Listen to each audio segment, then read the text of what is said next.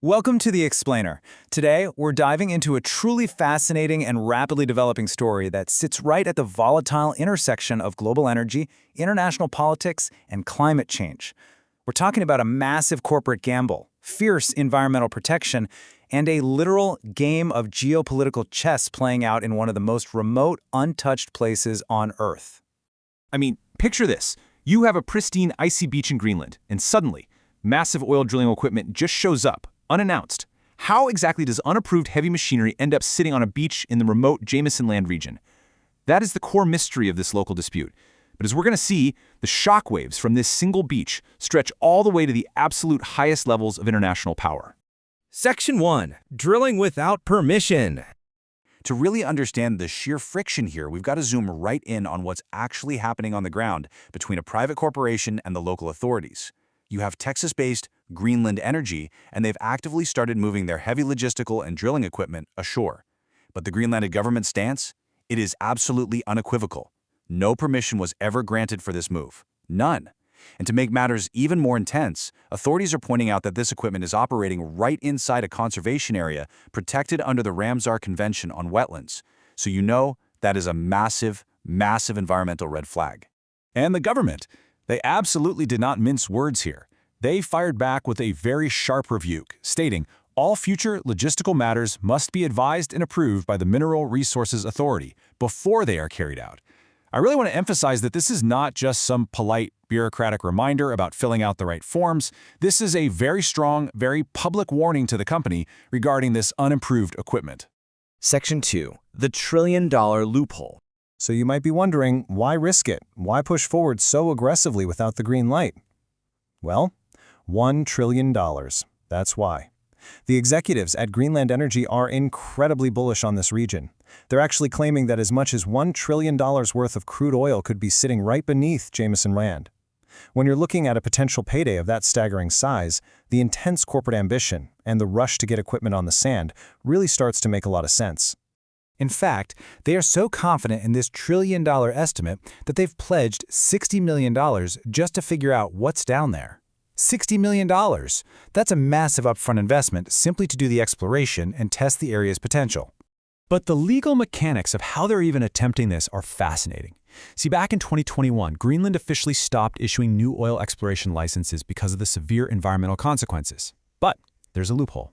A British company named 80 Mile plc had already secured exploration rights way before that ban went into effect. So today, Greenland Energy is simply acquiring a majority stake in that older, existing project to finance the drilling. They're literally using an old license to bypass the 2021 environmental ban. But remember, they still need final government approval for the actual logistics on the ground. Section 3. The Trump Connection. Now, if we zoom out to the macro level, this is where it gets really interesting, because this business venture intertwines directly with international geopolitics. Former U.S. President Donald Trump has been highly vocal about wanting the United States to take control of Greenland, calling it vital to U.S. national security. And look at the specific ties with this company. They actually retained Dr. Phil, who previously served on Trump's Religious Freedom Commission, to produce a documentary about the project. On top of that, they appointed a U.S. Navy veteran who was directly involved in Trump's Golden Dome missile defense program to serve as a director. It's a really fascinating overlap of energy exploration and national security personnel. Naturally, the company has offered its own defense regarding all this. Chairman Larry Swets has attempted to downplay the optics entirely, insisting the oil project is, quote, not related to American annexation. However, when you look at the specific personnel involved and the timing of it all, a lot of people find it quite difficult to completely separate the corporate venture from those larger geopolitical ambitions. Section 4. The human element. But beyond the big geopolitical chessboard, we have to remember there are real people living through this. The push to drill has already caused genuine confusion and anger for local Greenlanders. At a community town hall meeting back in June, a company representative actually falsely claimed to the locals that they already had permission to land their equipment. Addressing that pretty huge misstep, Chairman Swetsy later admitted, quote, our enthusiasm for the project led us to communicate in a way that created confusion. So the takeaway here is that miscommunications and premature claims are already putting a heavy strain on the relationship between the corporation and the local community. And this matters so deeply on the ground, because the people of Greenland rely incredibly heavily on fishing and maintaining a pristine, untouched environment for their livelihoods and their traditional way of life. Right now, they're waiting anxiously to see if the strong environmental commitments their government made back in 2021 are actually going to hold up against the intense pressure of a massive trillion-dollar potential payday. It's the ultimate tension, preserving a fragile local ecosystem versus tapping into a global energy resource. Section 5. What happens next? Which brings us to right now, and the totally unresolved state of this conflict. As we speak today, that heavy drilling equipment, it is still sitting right there on the beach. The Greenland government has basically said that demanding its immediate removal would be disproportionate, while the company's application for permission is still under active review. Now, Greenland Energy claims their recent meetings with regulators have been constructive, and they seem confident, but it's worth noting the government hasn't publicly confirmed that optimism just yet. This creates an almost impossible dilemma for the Greenland government.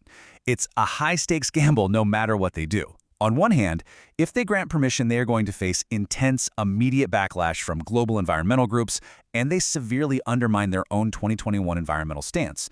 But on the other hand, if they deny permission, it could easily provide fuel for President Trump's stated agenda, giving him another reason to push for greater U.S. influence over the territory. They are caught squarely in the middle of some massive competing interests. So, as we wrap up this explainer, I want to leave you with this final provocative question to think about. Will Greenland uphold its strict environmental ban to protect its pristine wetlands, or will superpower pressure and the lure of a trillion-dollar payday ultimately prevail? It's a gripping frontier story of energy, climate, and geopolitics, and for sure it is a story that is far from over. Thank you so much for joining me to break this all down and keep asking questions.